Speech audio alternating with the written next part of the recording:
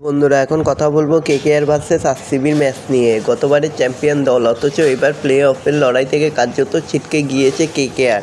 তবে খাতায় কলমে হয়তো সামান্য আশা বেঁচে আছে, কিন্তু বাস্তবটা অন্যরকম। কোথাও ভুল হলো এবার। আরসিবির বিরুদ্ধে নামার আগে দলের ভুলগুলো খুঁজে নিতে চাইছে মনীষ পাণ্ডে।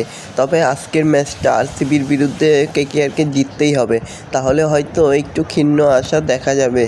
তো বন্ধুরা, এরকমই সব খেলার খবর প্রতিনিয়ত জানতে হলে চ্যানেলটিকে অতি শীঘ্রই লাইক, কমেন্ট, সাবস্ক্রাইব করতে ভুলো না। আর বন্ধুদের মধ্যে প্রচুর পরিমাণে শেয়ার করে দাও, যাতে আমার 4000 ঘন্টা ওয়াচ টাইম খুব শীঘ্রই পূর্ণ হয়ে যায়।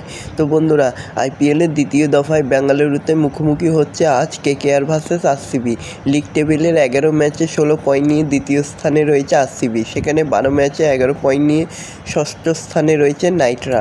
এই ম্যাচ হারলে প্লে অফের দরজা পুরোপুরিভাবে বন্ধ হয়ে যাবে।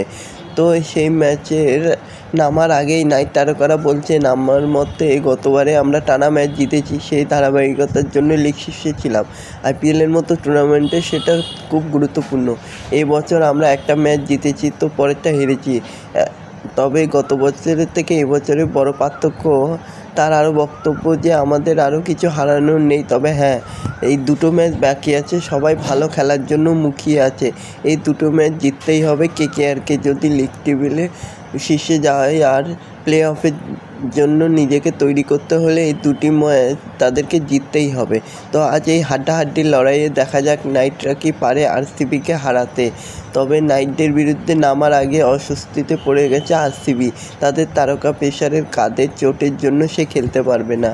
তো দেখা যাক রাত্রিবেলা কি হয়, কেকেআর নাকি আরসিবি, কে শেষ হাসিটা হাসতে পারে। তোমরাও কমেন্ট করে জানাতে ভুলো না।